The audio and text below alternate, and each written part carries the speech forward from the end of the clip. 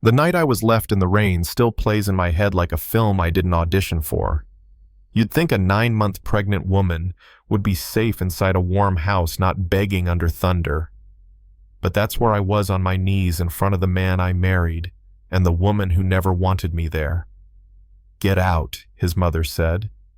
"It's storming," I whispered. "I'm in labor." She looked at me like she was sending trash to the curb.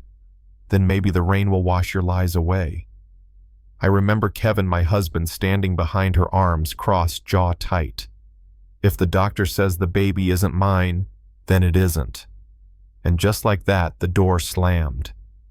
I stumbled down those stone steps, belly-heavy rain slicing through my dress, trying to make it to the gate before another contraction hit. Every step hurt.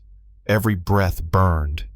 All I could say was, "Please, God, not her. Don't take my baby."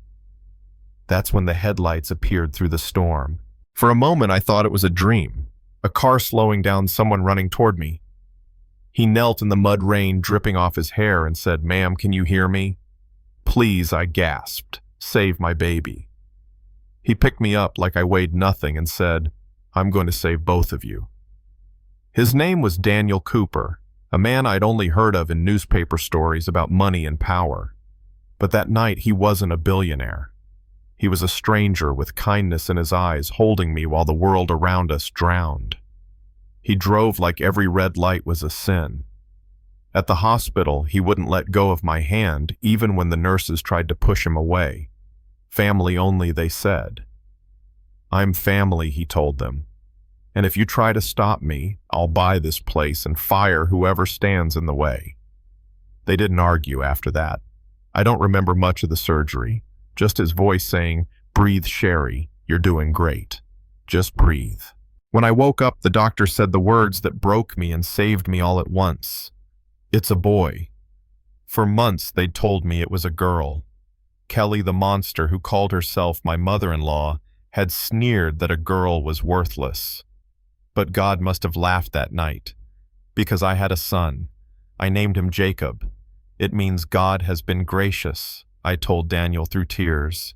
He smiled, the first warm smile I'd seen in what felt like forever. He really has. After that, Daniel made sure I never went back to that house. He brought me and Jacob home to a place that actually felt like one. His estate wasn't cold marble or empty halls. It smelled like coffee and wood and second chances. For weeks, I could barely sleep. Every thunderclap made me think Kelly was at the door, ready to snatch my baby.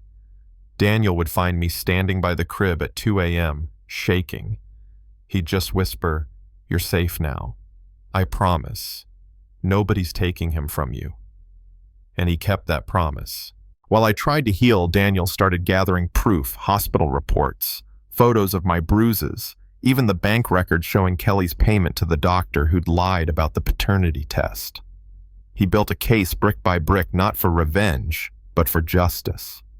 When he showed me the evidence, I cried. "I don't want to destroy them," I said.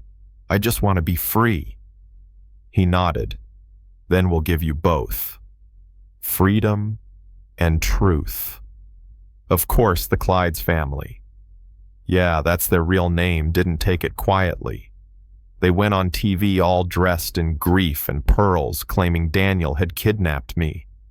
Kevin cried crocodile tears, saying, "I just want my wife and son back." The world almost believed them.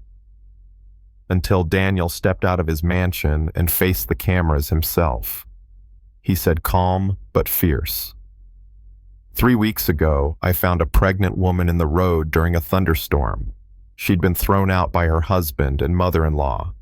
I took her to the hospital. She and her baby are alive today because I stopped my car. If that's kidnapping, then I'm guilty of compassion." That line went viral. People started asking questions, digging up the truth. And when the court date came, the room was packed. I'll never forget walking into that courtroom. Kelly in her designer suit, Kevin beside her like a broken puppet, and me, just a woman who'd survived. Daniel sat next to me, his hand steady on mine. Their lawyer started with a performance worthy of Hollywood. My clients are loving parents whose daughter-in-law was misled by a manipulative billionaire. I couldn't help it. I laughed. A small, bitter laugh. The judge looked over his glasses like, "You okay, ma'am?" "I'm fine," I said. "Just tired of fairy tales." When it was my turn, I told the truth. How I scrubbed marble floors with a baby inside me. How they called me a liar, a charity case, a mistake. How they pushed me out into the storm. How I crawled through gravel to save my child. The room went silent. Even Kevin wouldn't look up. Then Daniel's lawyer dropped the bomb proof of the bribe. A check from Kelly to the doctor cleared the day before he told my husband, "The baby isn't yours." The doctor himself was called to testify. At first he tried to dodge, but the evidence cornered him. Finally he broke. "It was a lie," he said, voice cracking. "She paid me to say it."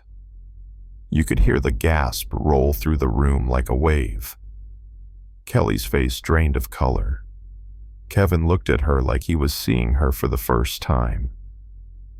I almost felt sorry for him, but only almost. The judge didn't waste words. "Mrs. Elliott, that's me. You have full custody of your child. The Clyde's family's actions constitute fraud, coercion, and endangerment. This court recommends criminal investigation." I didn't cheer. I just closed my eyes and whispered, "We're free." Outside the courthouse, reporters shouted my name, asking how it felt to win. I said, "It's not about winning. It's about surviving what should never have happened." Daniel stood beside me, smiling quietly. When we got home, Jacob was sleeping in his crib, sunlight spilling across his face. For the first time, I realized the house didn't feel like someone else's anymore. It felt like hope. Sometimes I still wonder what kind of people could throw a pregnant woman into a storm and sleep that night.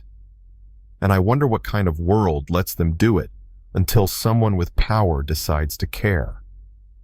Daniel once told me, "Money doesn't make you powerful. What you do with it does." He was right. He saved me, but he also made me save myself. So now when people ask what justice looks like, I say it looks like that little boy sleeping peacefully, born out of a lie, saved by a stranger raised in truth. Tell me what you think. Was Kevin a victim of manipulation, or just a coward hiding behind his mother's skirt? And if you'd seen a woman on the road that night, would you have stopped? Drop your thoughts below. And if you believe that kindness still wins, hit that like button. Someone out there needs to know that storms don't last forever.